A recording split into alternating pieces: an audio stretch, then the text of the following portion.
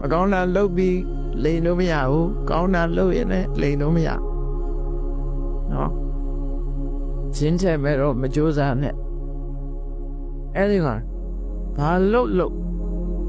တွေရဲ့ရင်ထဲမှာမှတ်တမ်းတင်တာရှိတယ်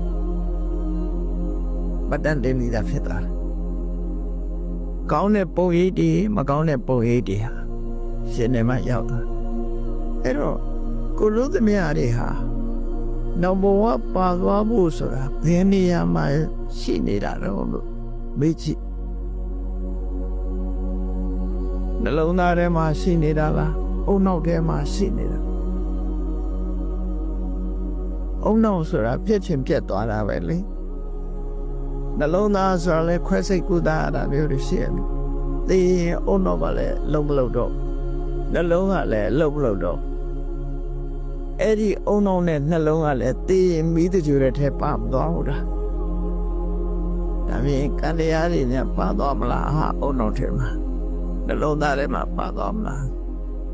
အဲ့ပါသွားရင်တော့အေးတာပေါ့နော်တပွားတယ်မြတ်စွာဘုရားကတင်ညိတတတကံဟောတိကိုလို့တာကိုထဲမှာကိုပုံရိပ်တွေကိုရသွားတယ်ဆိုဘယ်မှာဒီပုံရိပ်တွေထင်သွားတော့ဆိုကုသိုလ်အကုသိုလ်ကံရဲ့ပုံရိပ်တွေစိတ်အစဉ်မှာဖြစ်သွား mental process လို့ခေါ်တယ်စိတ်အစဉ်နဲ့စိတ်ရဲ့ဖြစ်စဉ်ကြီးတွေမှာဒီအေယဝတီမြစ်ကြီးစီးဆင်းနေတဲ့အချိန်မှာမြစ်ကြီးကစီးနေမပြတ်စီးနေအဲ့ဒါလိုပဲကိုယ့်ရဲ့ရင်ထဲမှာစိတ်အစဉ်ကြီးကမပြတ်ရှိနေအဲ့ဒီမပြတ်တဲ့စိတ်အစဉ်ထဲမှာပုံရိပ်တွေပါသွားတယ်အဲ့ပုံရိပ်တွေဘလို့လုံးလိုက်ပြီးတော့ဖြစ်လို့ရအောင်ညာနိုင်နော်ရနိုင်မှု CCTV တွေကတော့ဖြုတ်ပြီးတော့ဖြောင်းလို့ရတယ်ရှင်ထဲဟာတော့ဖြောင်းလို့မရဘူးဒါပါအဲ့တော့ဒီဘဝထင်တဲ့ပုံရိပ်တွေဟာလူသေးသွားတော့ပျောက်သွားရောလားလို့ဆိုရသဗျာတင်္ဆအာရယကိစ္စတိဒီပုံရိပ်တွေဟာသူနဲ့အတူပါသွားလိမ့်မယ်တဲ့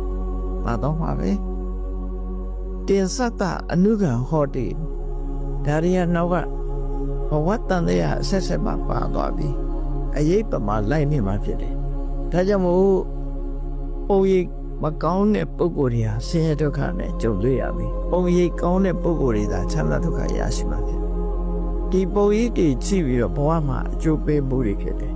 ဒါကိုပဲမြတ်စွာဘုရားကရှံကမံကရိတန္တိကလျာဏဝပပကံဝတတကမ္မတဒါပွေတန္တိဆိုတာဒါကိုဟောတာနော်ကောင်းတာလုပ်လို့မကောင်းတာလုပ်လို့တို့လုပ်တဲ့မြတ်ကုသိုလ်ကံ